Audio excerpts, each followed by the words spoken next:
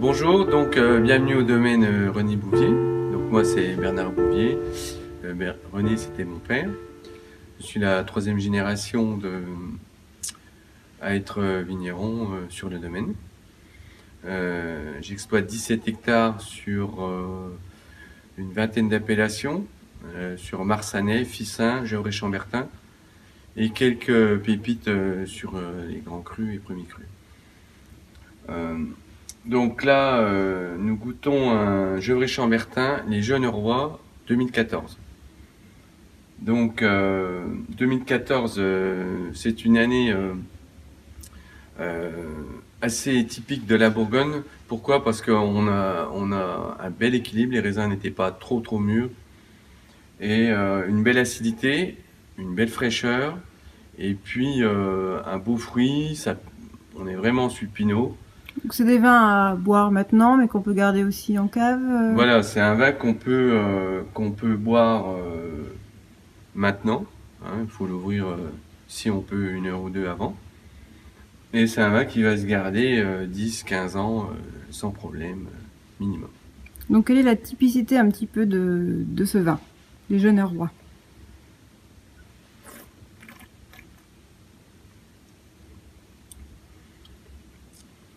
Donc c'est un vin qui a déjà un beau nez, un beau fruit. On est sur les fruits rouges, un petit peu de violette. Et puis en bouche, on a déjà une belle texture, une belle viscosité. C'est un vin qui donne déjà beaucoup de plaisir. En même temps, on a un bel équilibre, une belle fraîcheur, une certaine longueur. Parce que quand il y a un petit peu d'acidité, ben ça favorise la longueur en bouche. Et un côté très rafraîchissant avec une petite finale minérale, donc comme on dit, qui appelle le deuxième verre. Donc Bernard, qu'est-ce que vous pouvez nous dire sur le 2015? Et puis quand est-ce que aussi vous allez le mettre peut-être en bouteille? Donc le Jeune Roi 2015, c'est le même climat qu'on a goûté précédemment. Donc 2015, il est quasiment prêt à mettre en bouteille. On va le mettre environ d'ici 1 mois en bouteille. On va choisir notre bon jour parce qu'on met en bouteille en choisissant nos jours avec le calendrier lunaire. On fait ça depuis plus de 20 ans parce que c'est très important pour la dégustation du vin, qu'il soit assez ouvert.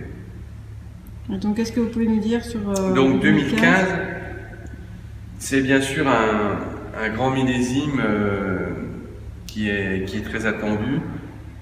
Pourquoi? Parce qu'on a eu vraiment un climat exceptionnel. On a des raisins qui étaient parfaits à la vendange. Donc pas un grain de pourri, vraiment une belle maturité, une maturité de grappe. Donc on en a profité pour mettre quand même un gros pourcentage de grappes entières, et ce qui donne un très beau résultat. Donc on a un vin qui est assez dense, qui est riche, mais juste ce qu'il faut. On a un beau fruit, une très belle texture de bouche, tout en rondeur, en finesse. Mais on a quand même un petit peu de fraîcheur, un bel équilibre. Et donc un vin, une fois de plus, qui est très séduisant dès maintenant, et qui va se garder 15-20 ans minimum. Parce que là, on est vraiment sur un grand millésime qu'on peut boire et garder. Donc est-ce que vous pouvez un petit peu nous parler du terroir justement des Jeunes Rois? Donc là, on a une carotte de terroir au niveau du climat des Jeunes Rois. Donc on voit bien, on a environ 60 cm d'argile, mêlée avec un petit peu de cailloux calcaires. Et en dessous, on voit le début de la roche-mère. Donc là, on est vraiment sur un grand terroir, avec les racines qui vont descendre sur la roche-mère, qui vont donner tout un aspect de la minéralité, et l'argile qui va donner la matière, la profondeur du vin. Et puis donc là, on voit les autres différents terroirs et on voit bien les différences, ce qui explique la différence entre tous les vins et la complexité de la Bourgogne.